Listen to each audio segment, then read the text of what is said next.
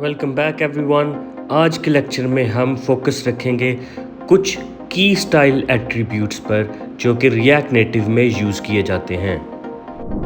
हम इसमें ये कवर करेंगे कि ये जो एट्रीब्यूट्स हैं इनकी वर्किंग कैसे होती है, इनके बिहेवियर कैसा है और इनको कंट्रोल कैसे किया जा सकता है और क्या ये डिफरेंट वैल्यूज़ एक्सेप्ट करते हैं। So we will be talking more about these key attributes that are very common.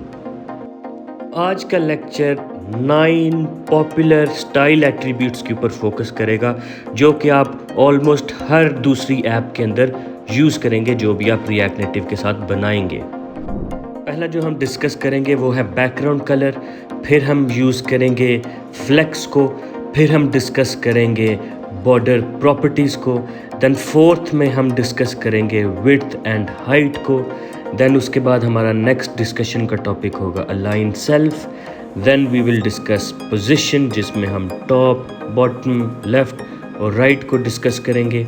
उसके बाद हम ओपेसिटी को डिस्कस करेंगे जो कि ट्रांसपेरेंसी है। इसके बाद हम टेक्स्ट अलाइन को डिस्कस करेंगे रिएक्ट नेटिव में, और last but not the least we will also discuss text transform. और एक और चीज़ जो हम डिस्कस करेंगे वो ये है कि आपको complete list of style attributes जो रिएक्ट नेटिव में हैं वो आप उनको कैसे सर्च कर सकते हैं and how you can actually find them and know कि कौन कौन से स्टाइल्स एग्जिस्ट करते हैं रिएक्ट नेटिव फ्लेक्सबॉक्स में। सो लेट्स डाइव राइट इन। जो बैकग्राउंड कलर है ये अपने नाम की तरह ही एक्ट करता है। ये आपका जो स्क्रीन है, जो कंपोनेंट है या जो कंटेनर है उसका बैकग्राउंड का कलर सेट करने में हमारी मदद करता है। इट एक्सेप्ट्स वेरियस फॉर्मेट्स जिसमें आपका नेम्ड कलर आ जाता है, उसके बाद हेक्साडेसिमल्स आ जाता है, then it also accepts RGB and then it also accepts RGBA।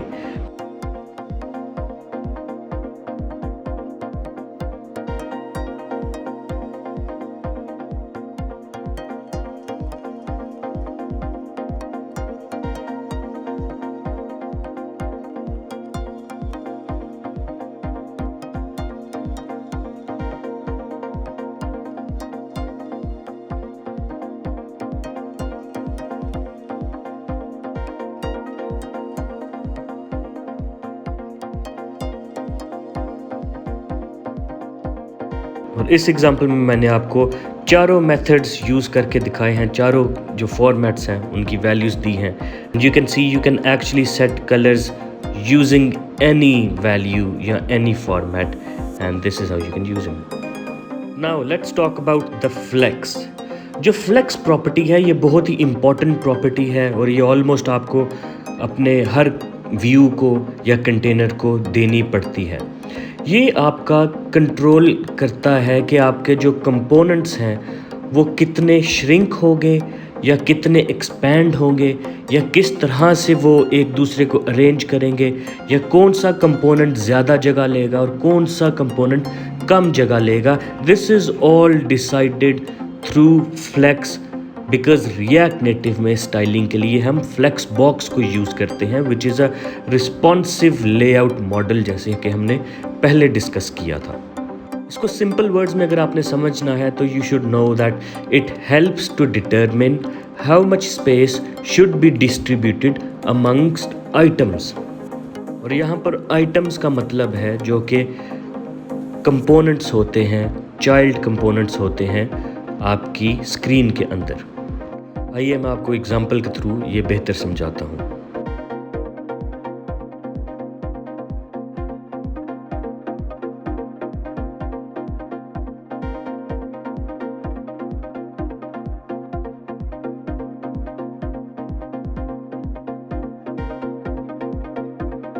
और यहाँ पर आप देख सकते हैं मैंने फ्लेक्स बॉक्स को यूज़ किया है और मैंने इवनली चाइल्ड कंपोनेंट्स के अंदर स्क्रीन को डिवाइड कर दिया है by giving exactly the same flex value to both of these views.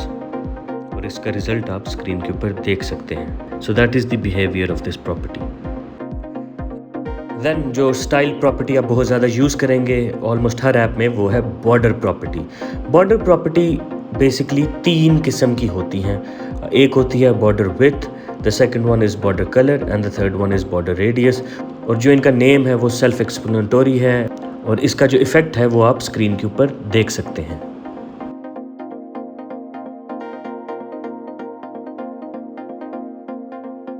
Then जो उसके बाद प्रॉपर्टी आप अक्सर देखेंगे वो है width and height. Width and height दो किस्म की वैल्यूज़ को एक्सेप्ट करते हैं।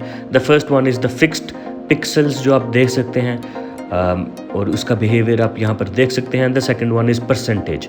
परसेंटेज में आप बता सकते हैं कि कितनी विड्थ या कितनी परसेंट ऑफ द स्क्रीन आप हाइट सेट करना चाहते हैं किसी कंपोनेंट की। I must mention here that using fixed width and height is discouraged in React Native unless you really have to use it. Normally जो हम चीज़ यूज़ करते हैं वो फ्लेक्सबॉक्स ही है और फ्लेक्सबॉक्स के जो एट्रीब्यूट्स हैं जैसे कि जस्टिफाई कंटेंट है, अलाइन आइटम्स हैं और बाकी कुछ इस तरह के जो एट्रीब्यूट्स हैं फ्लेक्सबॉक्स के, उनको यूज़ करते हुए हम कोशिश करते हैं अपने कंपोनेंट्स को अलाइन करने की। विड्थ एंड हाइट को हम डिस्करेज करते हैं, but you can still use it when you really have to, especially when you have to set the width and height of an image.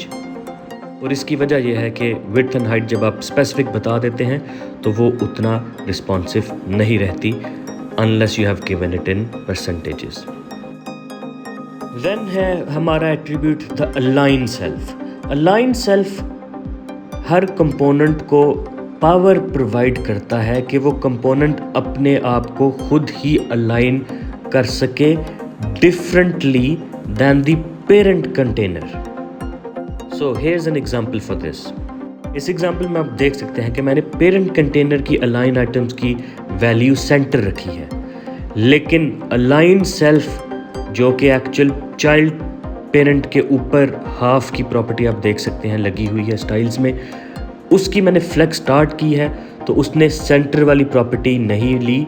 It has actually receive the property of align self और उसने अपने आप को flex के start में adjust किया है। ये अगर मैं प्रॉपर्टी रिमूव कर दूं तो ये हमारे जो चाइल्ड कंटेनर्स हैं ये सेंटर में मूव हो जाएंगे बिकॉज़ वो अपने पेरेंट की प्रॉपर्टी वहाँ से रिसीव करते हैं, लेकिन अलाइन सेल्फ का ओवरराइडिंग बिहेवियर है। सो कंटेनर जो उसका पेरेंट है उसको ओवरराइड उसने कर दिया है। इसके बाद है the position attribute.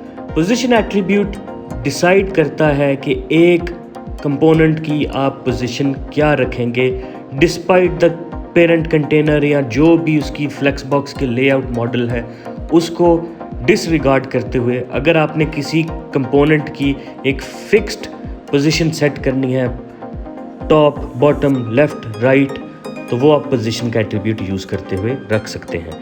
Here's an example for this. इस एग्जांपल में आप देख सकते हैं कि जो पोजीशन है उसकी एक्चुअली दो वैल्यूज़ होती हैं, एक होती है रिलेटिव एंड एक होती है एब्सोल्यूट। रिलेटिव होती है जब आपने किसी कंपोनेंट के रिलेटिवली उसको सेट करना हो, मतलब कि आपके पास दो कंपोनेंट्स हैं और आप एक बॉक्स को हमेशा एक कंपोनेंट के नीचे ही शो करना चाहते हैं या उसके अकॉर्डिंगली शो करना चाहते हैं, तो वहाँ पर आप रिलेटिव यूज़ करते हैं। एब्सोल्यूट आप यूज़ करते हैं जब you don't care about any other component और आपने इस कंपोनेंट को इधर ही शो करना है नो मैटर व्हाट। और जब आप एब्सोल्यूट पोजीशन सेट करते हैं तो दोनों में आपको विड्थ एंड हाइट तो देनी ही पड़ती है, लेकिन एब्सोल्यूट पोजीशन के ऊपर आपने टॉप से कितना डिस्टेंस एंड लेफ़्ट से कितना डिस्टेंस रखना है वो भी आप वैल्यू प्रोवाइड करते हैं। Then it is the opacity. Opacity भी बहुत ज़्यादा कॉमन एट्रीब्यूट है। ओपेसिटी डिसाइड करता है कि एक कंपोनेंट की ट्रांसपेरेंसी लेवल क्या होना चाहिए, with 0 being fully transparent and 1 being fully opaque.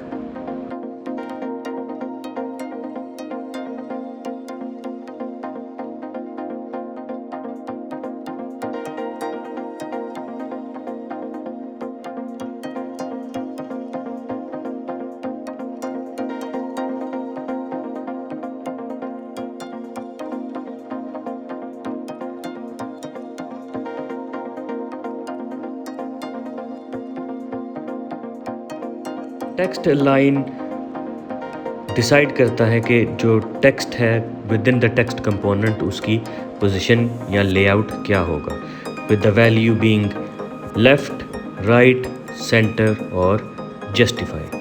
So let me give you an example for this.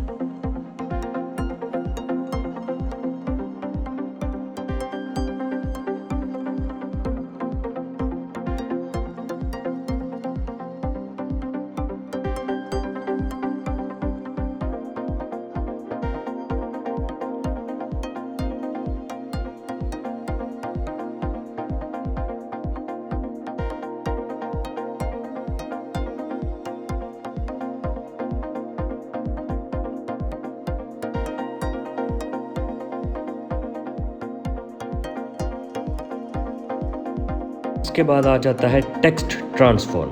Text transform decide करने में मदद करता है कि एक टेक्स्ट का जो केस है वो क्या होगा, और इसकी जो डिफ़ॉल्ट वैल्यू है वो नन है। उसके अलावा आप इसकी एक और वैल्यू दे सकते हैं which is upper case, and then you can also give it the lower case value, and then you can also give it the capitalised value. Here's an example showing all of these behaviors.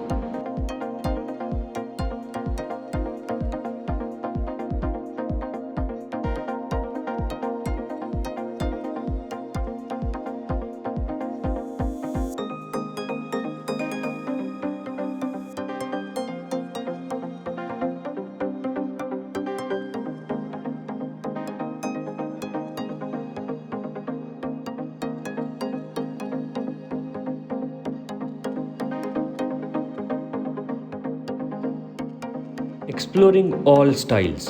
To see the complete list of all the styles that React Native provides, you can take a look at Google and इनकी जो official documentation है वहाँ पर जाकर आप सारे styles को देख सकते हैं हर component के.